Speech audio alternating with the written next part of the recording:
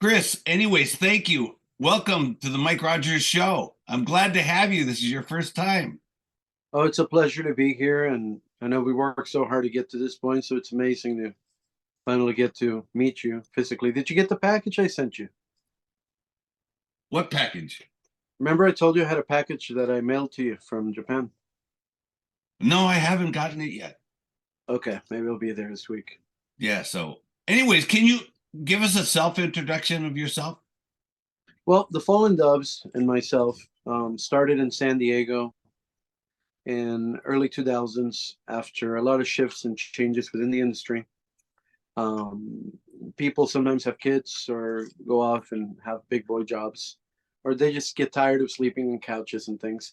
And the funny part about it is just at that point, right at that breaking point where things start shifting and people go, oh, I should have stayed in it, you know. Took off to England. I was working with an indie label out there that wanted to re-release some of the material. Spent some time out there with them.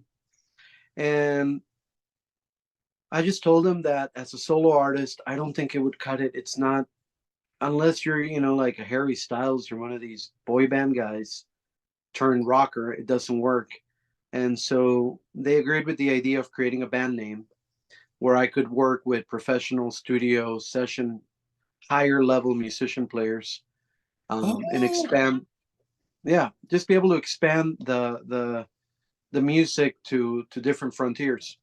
And thanks to that, I was able to put together a really great studio band to go in the studio, redo a lot of old songs, redo some new ones to kind of match it.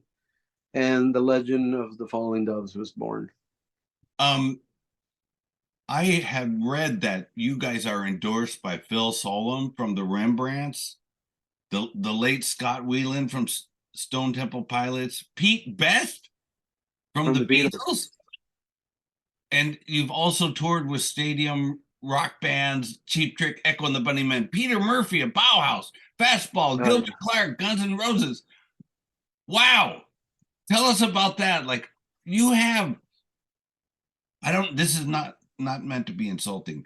You have such a high reputation, but it seems like not so many fans know who you guys are. I'm going to say this, you know, the funny part about it is that where the market is, where the world is, where the music, we've always been in this limbo of rock and roll. What does that mean? We have been in some incredible, amazing moments, carving our own personal milestones for the band. And yet we seem to be missing certain trends. You know, right now, what's the newest trend? You know, people are discovering music through TikTok and other social platforms. We are blessed that we started, just like your other host you had that was supposed to be on here or is coming on here, just like Richie Ramone and a bunch of those cats. Yeah. They exist in a very special place or fabric of the entertainment industry. I will say, between the stories that I've been able to live and share, and between the endorsements of these artists by allowing them to play with us. Last night I had an interview with another company, and we were speaking about the band. And she pulled out more bands than she's like, you never told me you played with America. You never told me you played with Little River. You never told me you played with Peter Noon from Herman's Hermits. You know, she went through this whole list, Denny Lane. And I go, the thing is, you also want to choose the bands necessarily that adapt to the music that you're creating, and not go too far out. But, you know, being a Brit rock and myself being an 80s kid, you know, the electronic music like the Cars. Yeah. I feel like that's the best dose of rock and roll, garage rock. And I feel like that's what's given the band its DNA, you know, but it's also the grungy stuff from the 90s, but 60s pop stuff as well, like Beatles and Beach Boys.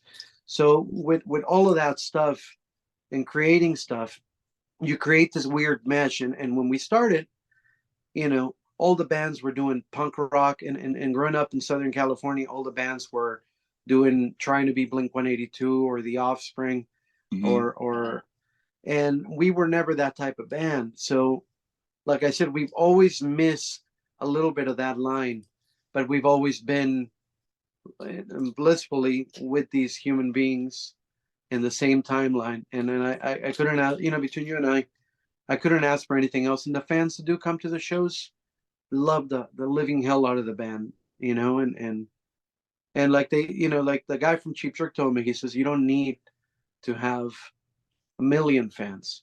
You just got to have a good handful that believe in you. Mm-hmm. And thanks to them, we've been able to stay afloat. We've been able to play all over the world and continue to do what we do. And it's not in the massive scale, but we're independent still. And Mm-hmm. that's what makes us very, very special. Yeah, you guys, and I want to talk about this more later, but you guys just toured Japan and you guys played at a club called Heavy Sick. Yeah, with Sunaglam Sam. Yeah, Sunaglam Sam. Sunaglam Sam told me that you guys were just amazing. Oh, And that he means wants a to lot. have you come back and play on the weekends or whatever, something like that. And just I think yesterday day before yesterday, the King Brothers. Have you ever heard of the King Brothers? King Brothers? No. Yeah. They're one of the most famous Japanese bands around. And they're famous for having their shows shut down, riots and things like that going on. Oh, wow. No. And they played there. Yeah. And I was invited to go, but I didn't go. Well, I rarely go to concerts because I'm such an old guy. But it just amazes me that band would play at that club. But that club is like CBGB's, like in the maybe late 70s CBGB's. That's what that club is like. Yeah. So playing there is really a status symbol. I was going to say to you, it'd be kind of like the Viper Room up in LA, in that same feel that people go, okay, well, they get why you play there. But when you see the size of the station, the size of the room, people are always like, you need to play bigger rooms. Why aren't you at the Troubadour? Why aren't you here or there, Yeah. So, man. But in this country, it's a calling card. Oh yeah, we Heavy Sick. Because all of the famous bands play there. Well, unless and it's an they're honor signed to a also. major label, then they won't, but Yeah. You know what's special about that place though, and I know for a fact that him as a human being has probably seen just about anything and everything. And what's nice? Whenever I log online, he's always out somewhere watching a band or supporting other artists. yeah. And so it really does mean a lot to get a such a sincere compliment from somebody like that. It carries weight, Yeah, he's Sunaglam Sam is not only running that club, but he has his own band and he's a writer and he writes liner notes and articles about rock bands for some of these famous Japanese magazines. Oh, that's amazing. And I don't know why, but he's really nice to me. Yeah. Well, he probably knows you have good taste in music too, In 2015, you guys did the Wild Card Fall Tour. You took Europe by surprise, and then you were invited to the famous Cavern Club in Liverpool for a 4-night showcase. So Wait a minute, isn't the Cavern Club, isn't that where the Beatles played? It's as they say, it's the most famous club in the world. It really is. So tell us about the Wild Card Fall Tour first. The predecessor part of this, real quick, before I get into that, is that we had gone to the Cavern in 2013 asking to play a show. And beautiful people, they wrote us a nice email and they go, unless you're established at a certain level, we can't, have you guys yet till you get to a certain level, but thank you for applying. Applied again. I went in person. Same thing, unless we were doing Beatle stuff, right? Uh-huh. Somehow, we were out here in the States playing a show, and this is one of those stories with Denny Lane. and we played a show with Denny Lane at a festival, and the cavern directors were there, but I didn't know who they were. Mm-hmm. And we were spending a little bit of time together, and they were mad because the bar was not serving them anymore because they were having a good time. And then a good time in America, it's not the same time as in England with the drinking culture, you see? Yeah. I happened to have 4 bottles of moonshine that somebody gave me as a gift. I don't drink that stuff, and I gave it to them as a gift, and that made them so happy. I didn't know that one of these women was Julia Lennon, that was John Lennon's little sister. Wow.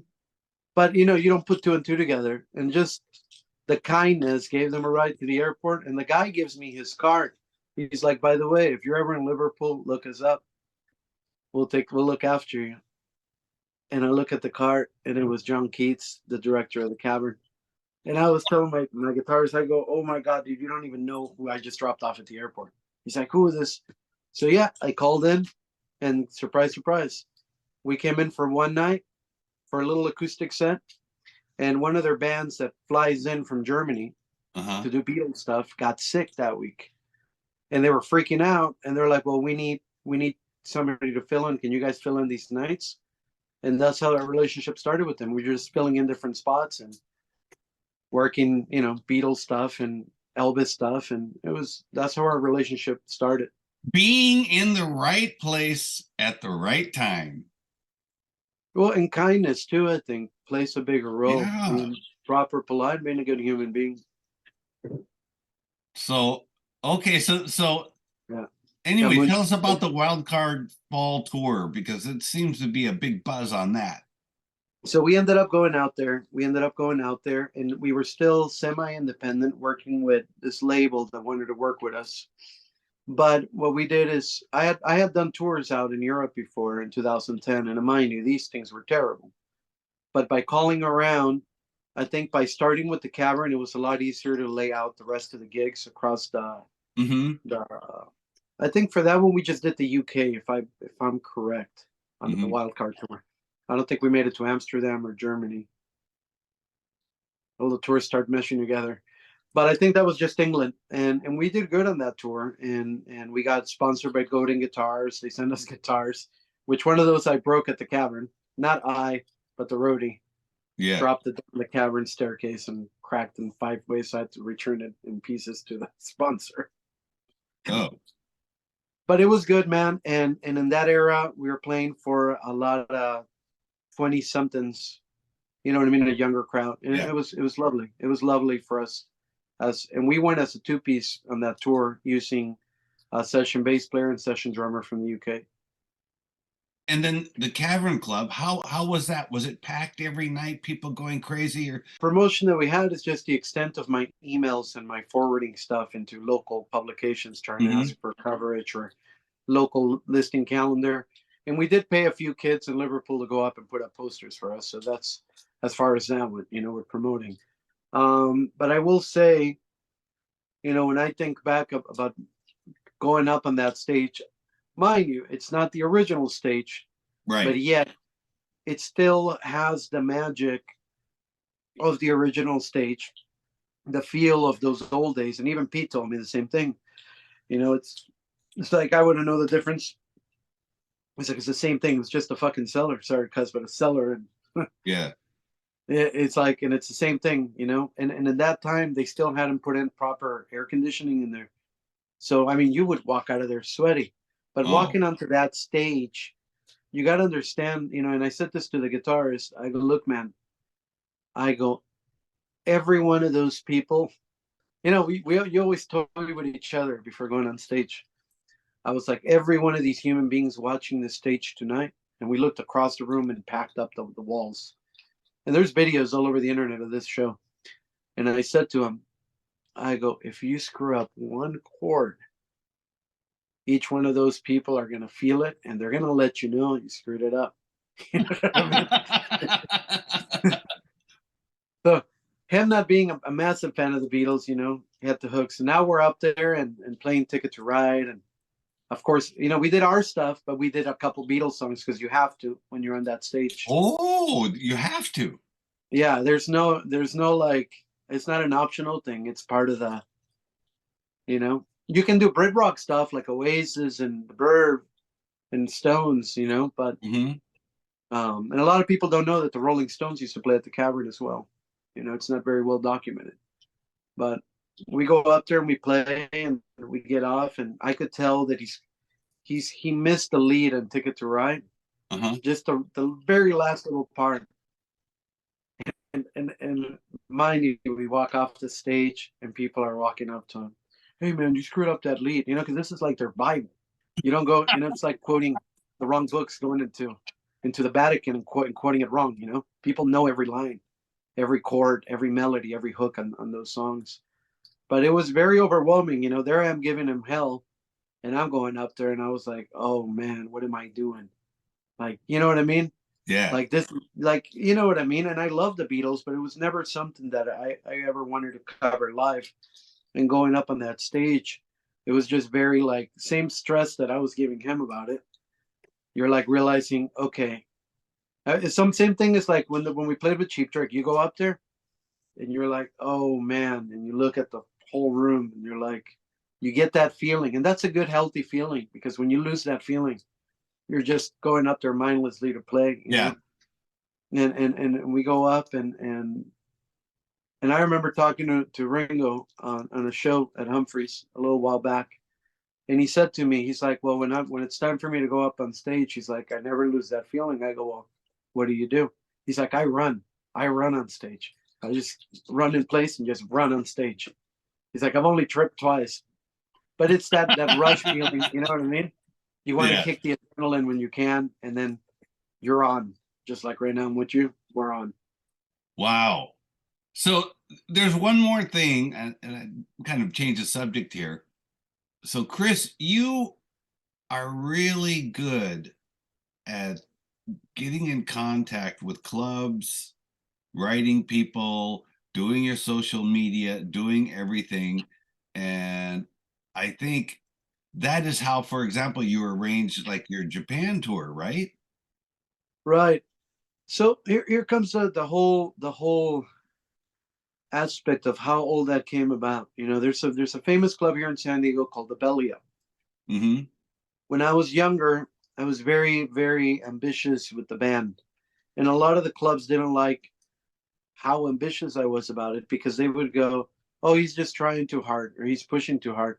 I go, no, I want to make sure my show's successful. So I'm out flyering, putting up posters, inviting places, dropping off tickets at places, writing to the press people so they could come to the shows. And this promoter, got an earful of this, and he invited me to play, a massive club here called the Belly Up. And he got me to play this thing, and I packed the whole room up. And at the end of the show, he brings me up to the office, and he's just writing checks down, and he goes, this is for the opener. I'm really happy that you guys packed up the room. This is a very big feat for an independent band. Here's for the second band. This one's for your band. And I was like, whoa, looking at this big check. I was like, wow, that's pretty awesome. He's like, and this one's for you. And a little light lit up in my head. I was like, what do you mean? I go, you already gave me my band check. And back then, as a band, we split everything evenly. Right, right. He goes, no. He's like, you promote it, you flyer, you marketed the event. You should really consider doing this for a living. And I thought about that. So he goes, you better start thinking about a company name to put your things on there. And that was Yeah. that was the birth of this. And then I started working up in LA, doing talent buying for clubs, and putting concerts together, and understanding the back end, working with Live Nation, under Live Nation, and marketing and advertisement. And I think when you love a craft, you want to understand every part of it, from the creation of the poster into how you market something. And I noticed that when I would allow other people to manage or promote the shows or concerts, the what I would receive in return was never quality. It was whatever they wanted to do, whatever was rushed. And for us to work so hard and travel so far and come and do something mediocre is just not right, you know. So now that we built a brand as an independent artist, I think I've learned how to wear all the different hats. I haven't mastered any of them, but that's, you know, a little bit of background how I've been able to book a lot of these tours and things. I'd like to come back to part 2 of this interview, okay? And I would like to ask you more about like what you guys are doing, how you got started. You're getting airplay on Rodney Bingenheimer's radio show. So anyway, this is the end of part 1 with my interview from Falling Doves, Chris Leyva. And I want to thank you so much, Chris. I'll see you back here tomorrow, okay? I'm going to be wearing the same clothes, will you? I should wear something interesting. But I'll probably be in Hollywood tomorrow morning. But yeah, we'll do it in Hollywood. Okay. Talk to you later, man. Oh, Thanks so much. And thank you so much, man, for supporting all of us independent artists and all the little guys.